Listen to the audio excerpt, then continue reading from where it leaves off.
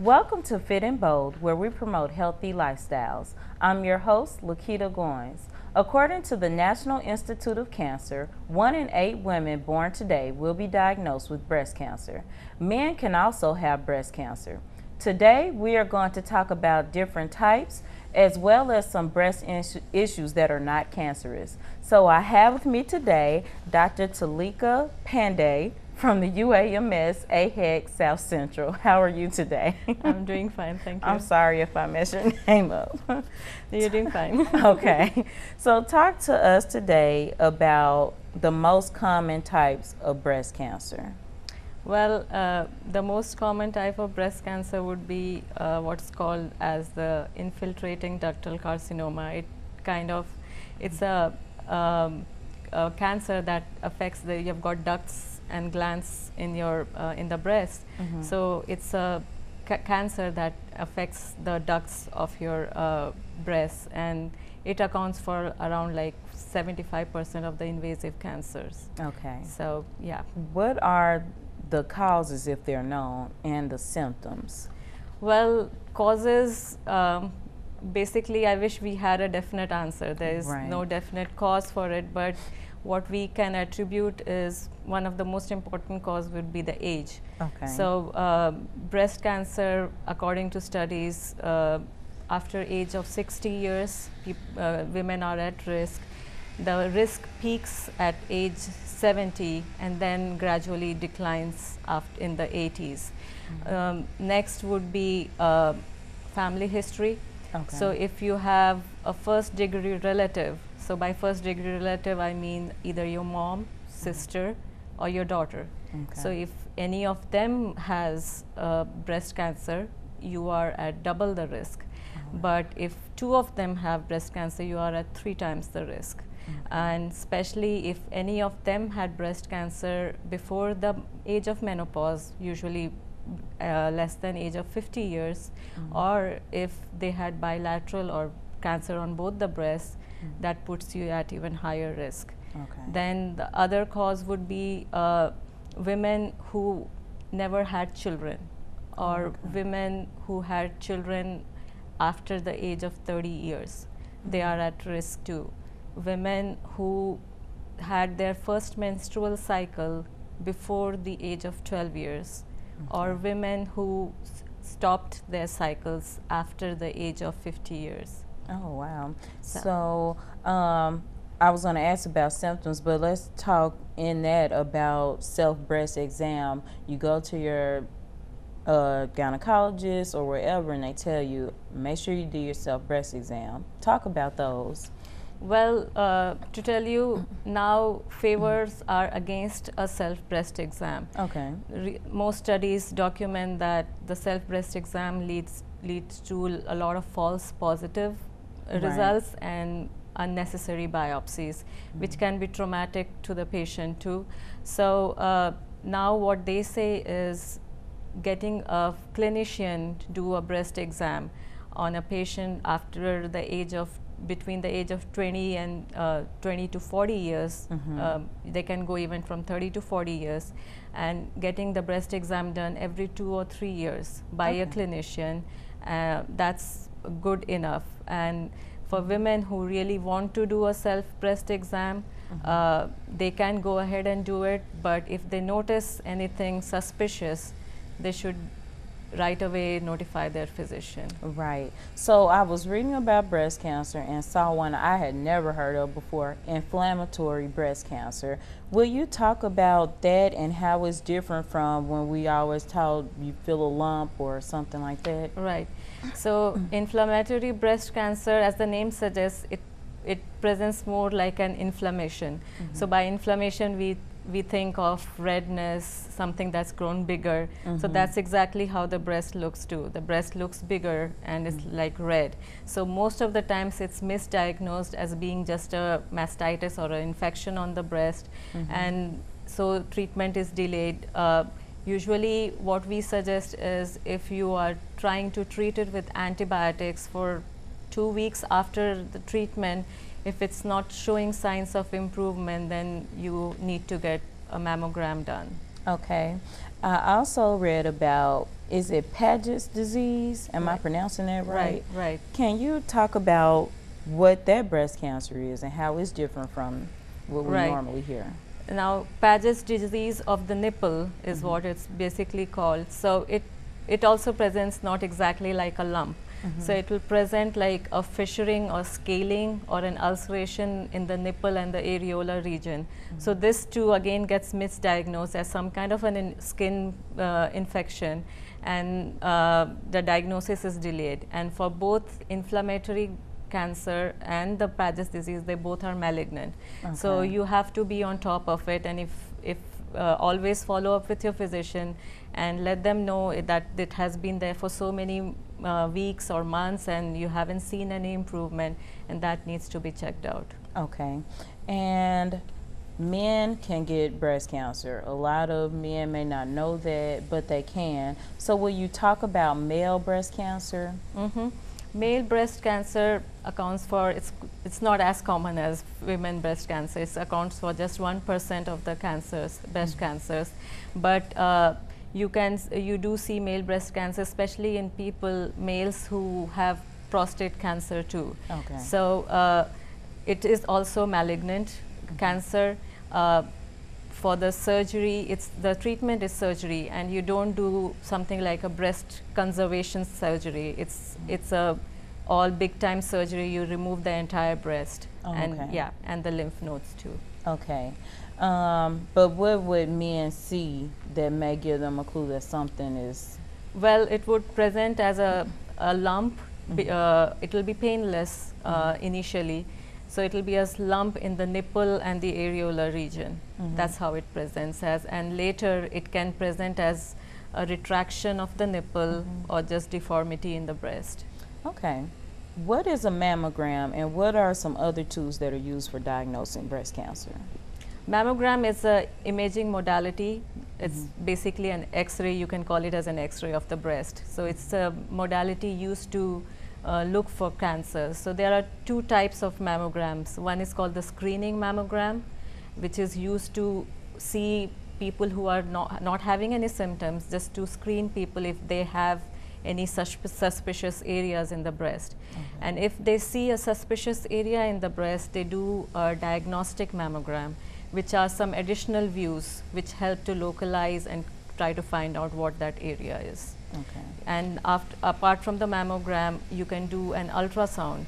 So if an ultrasound basically is done to see any suspicious area on mammogram which does not really look malignant, so then you can go to an ultrasound and decide whether it's a solid lesion or is it a cyst. So a cyst is just a collection of fluid. So you can Right. just draw that fluid out and it will go away. Okay. So that's the second one. And the third would be an MRI, which is usually done in very high risk cases, but not a usual done. Okay. Yeah.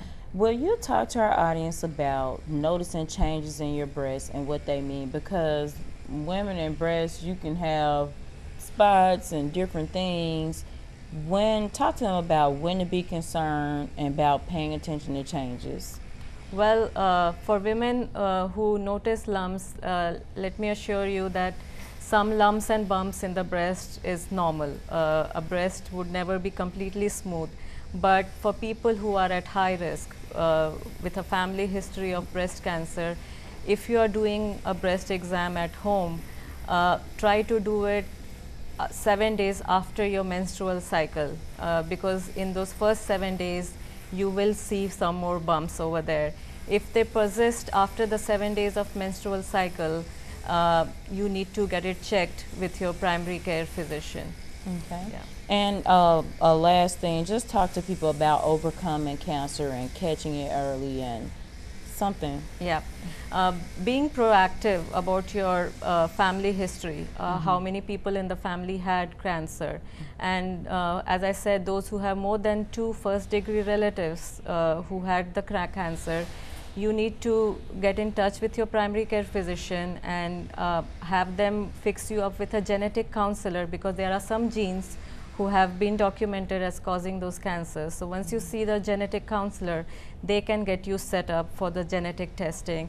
And those who are at high risk, they can have prophylactic a mastectomy done even though they are not having cancer, Right. or they can get their ovaries removed, because most of the time the cancer is because of the estrogen that comes from the ovaries. Or there is a medication that's now FDA approved that's called tamoxifen, and that can be used to prevent breast cancer. But the best idea that I would suggest to everyone would be to go for every follow-up with your primary care physician and let them do your breast exams and follow their advice. Thank you so much. When we return, we're going to be doing our Fit and Bold Healthy Recipe Pick, so stay tuned. Thank you. Thank you. How did UAPB prepare me? The Business Marketing Program. Here at the University of Arkansas at Pine Bluff, the faculty works very close with us, making sure we reach our full potential. With the help of Career Services, I was able to obtain an internship with Hope Federal Credit Union. This opportunity allowed me to travel to different states and learn additional skills. The company was so impressed at how talented and prepared I was as an intern that they offered me a full-time position as program officer. That's how UAPB prepared me.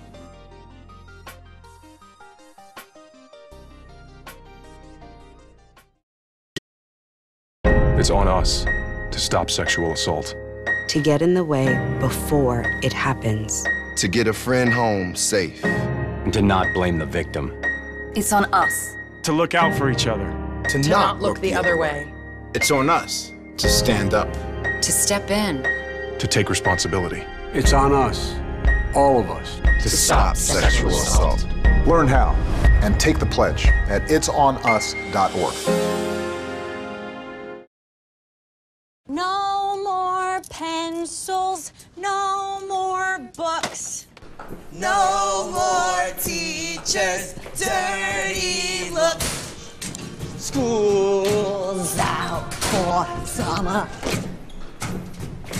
School's out forever. School's out with fever. School's out completely. What this place needed was better graduation rates. So we worked with schools like Henry Ford High, and now they're up 18%. And it can happen in every place. School's out for summer. To help us do more good this year, go to unitedway.org, because great things happen when we live united. Welcome back to Fit and Bold. Today we've been talking about breast cancer, and so our Fit and Bold Healthy Recipe Pick is a very simple fruit salad. We're not going to use any added ingredients. We're only going to use 2 fruits. So your shopping list today are cherries and my favorite fruits that have been featured on the show before, pluots, which are a combination of plums and apricots. So what we have is, first we're going to take the cherries and we're going to get the stems out of them. And I'm just going to start doing this, and while I'm doing that, I'm going to tell you about some of the benefits of cherries. So cherries are first said to reduce belly fat. Also, the tart cherries are rumored to help with the symptoms of gout. And if you ever experience soreness in your post-workouts, cherries can help with that and arthritis, as they have anti-inflammatory properties. So they're almost like a superfruit. They also reduce the risk of stroke, and they're bright, so they're heart healthy. And then it's also rumored that people who can't sleep, that cherries may help them. So what they say is, when you wake up in the morning, you should drink cherry juice 30 minutes after you wake up, and then after you eat dinner, you drink cherry juice 30 minutes before or after dinner, and then it will help you significantly in your sleep patterns. So what I'm going to do is just kind of transfer it back so I have some chopping room. And what I'm going to do is just cut these into pieces. And I'm going to get these seeds out of the middle. And I'm just going to drop the pieces back into the bowl.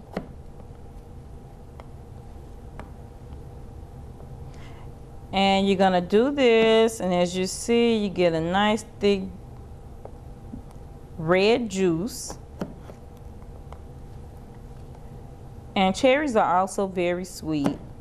So some people that may tend to add sugars or additional sugars to their fruit, just remember that fruit does have natural sugars, fructose. And that's one thing about the pluots as well. They are sweeter than apricots and plums. And something about the crossbreed, they're just a really sweet fruit, and they are higher in fructose levels. So be careful. Don't add sugar to your fruit. Just taste the fruit first and just become adjusted to eating it in its natural element. So I'm just going to continue to cut, and I'm making real progress here, and I'm just continuing. You see how juicy, and it will stain your clothes if you don't watch it. And the next thing I'm going to do, I think that may be enough cherries for now. The next thing I'm going to do is go ahead and cut my pluot up. So same thing, pit in the middle. So I'm just going to cut this. I'm going to start on the outside and just do some slices. And you can see this is real juicy too. Fruits are very good for you and filling. And you see the color in that and the texture, that's good fruit, people. Now, pluots are loaded in fiber. So fiber is always good for you. Again, it reduces the risk of cardiovascular disease. And also it's loaded with vitamin A and C.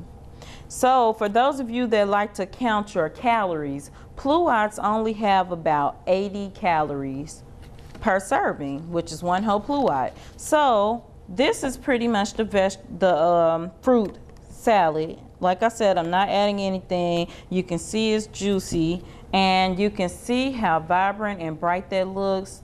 This looks like something healthy to eat. So I'm just going to taste one of my cherries for you. Very sweet, very good. You don't need any additives.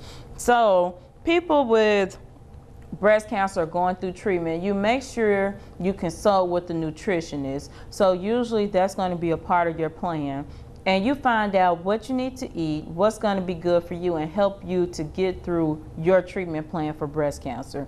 Usually, some common things is to eat more fruits and vegetables and whole grains. And they also usually ask you to try to cut your fat intake.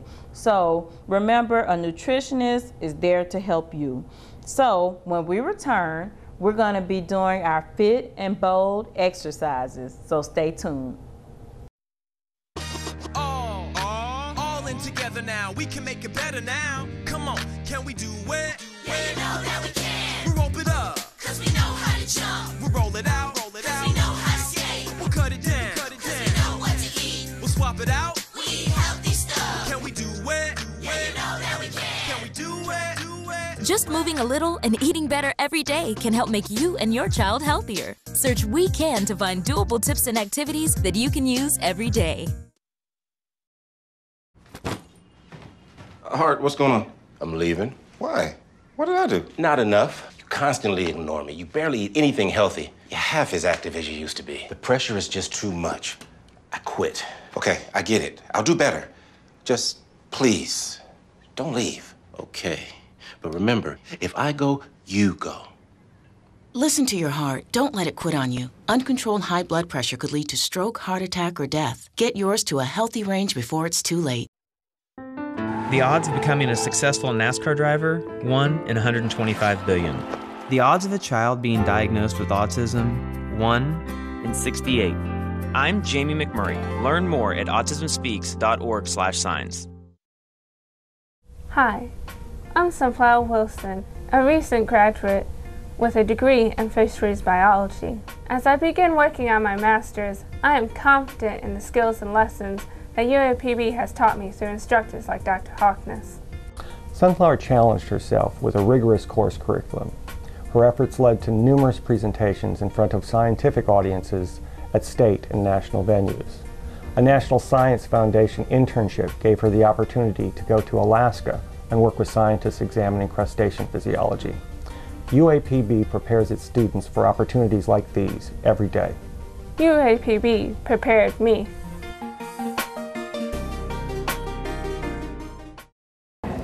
Welcome back to Fit and Bold. Today's episode has been about breast cancer. So I'm here today with Coach Roger Totten, and he's also working on the 5K for this weekend. Tell us a little bit about that. Correct. We're in our second phase of our 5K run for Fitness and Bold and running, getting in shape, and we're very excited about that and hope everybody doing anything. Come out and join us. You don't have to run, you can walk. Be there and so help support, and it's all about better health. Okay, and we have some athletes behind us working out. Tell us what we're going to be doing today with that. A couple of things we're going to do. One thing we'll do is stress how important it is to warm up before you start exercising. You got to warm up. A lot of times people just start running or working out before they get a good stretch warm up. We're going to put license on that. Beside that, a lot of choreographers is working, getting in shape, getting ready to go. Okay, so thanks, Coach. Get your workout gear. Let's get ready to exercise. Yeah, we're getting ready to start into our first phase of our exercise that was very, very important. As I stated before, is warming up. We get ready to start warming up. It's very important. Ready? Here we go, group. We get the blood circulating, start moving. All of us taking going far. Ready? Go. Get this up. This way, everyone look this way, the camera this way, don't be looking at each other. There we go. All rotating, very good. Here we go, change up, going backwards. Loosen up, great job. It's very, very important as we go. Break. Near side, we can ready to go into as well now, which is very, very important, we call bend and hang. Bend, hang, set, down. All the way down, keep your arms locked, there we go. This is very, very important. It's all the way down the back, your lower back, legs as well. And we got very good people doing this. They understand exactly how important it is. Break. Our next exercise, warm up, we can really go into that what we call pro. It's extension and very hard pro. You start your right leg first, pro, set, step. All the way forward, there we go, hands on hip, forward leg, set here. Make sure we get down here. All these in here as well as we go down, which is very, very important. Change, next leg, step. This is a very good exercise. We're using all our sports, what we call a pro exercise. After we finish this as well, break. Now everyone get on the floor. Everyone never get a position on the floor. All right, now we go all the way back, legs flat on the floor, legs flat on the floor. This is one of what most of them do not like, what we call 6 inches. No one likes doing, but it's very important for the core area. They hate this exercise, but it's very important. 6 inches, up, down, up, down, up, down, up, down. And we're doing up, hold it down for a minute. As we do, they put a lot of energy exactly on the lower part of the stomach, the lower part. And that a lot of times we do ab work, sometimes you only work on the lower part. Down, great job, great job. Now we're on top of the ab, what we'll call our toe touch, our legs all the way up, all the way up. Now we're gonna work on the top part of the stomach, toe touches, set, go. Now we spin over to the top, this is the top of your abs. And that's very, very important as well. You gotta make sure when you work on your query, you gotta work on top and bottom. And this is what we're focused on the top part of that. When we finish our exercises, break, good job. Roll over on your stomach. And we finish warm up, then we call our lower back exercise, which also is very important. We're getting winded out now. Lower back, up, everyone up. Lower back, very, very important. Before you start warming, the first thing go is your back. Because so much energy down when you're different exercise as you go through it, put all the pressure on your lower back. Down. Good job, good job. Now we're getting ready to finish out the 4 exercises, what we call you know what it is. Everybody, you know what it is. Everybody up. Extend. Great. That's great inside there. When you're at home, you're not doing anything, try this. You cannot beat it. When you're feeling with one thing, put a lot of inches on, you don't jump up, we call it walk it up. Walk it all the way up, walk it all the way to your hand. Great job, great job. Give yourself a hand. That was a great workout, and I'm now here with one of our student athletes, Tiara. All right, tell us your name again, where you're from, and your classification. I am Tiara Pointer. I am from Belleville, Illinois. My classification is a sophomore, and I'm majoring in biology pre-med. Okay, so what's it like to be a student athlete and a biology pre-med major at that? I love it. It's hard, but it keeps you on your toes, and it keeps you dealing with a rigorous schedule, so you're really prepared to do anything, so you know how to manage your time well. And I'm going to ask you one more question. Why is it important to be healthy? Because you don't want to get hurt on the field. You want to be strong for yourself and your teammates. You never want to put yourself at risk for injury. So you just want to make sure your whole team's strong together. All right. Thank you so much for taking the time to do this interview. Remember, getting healthy is a lifestyle journey. So get fit and be bold.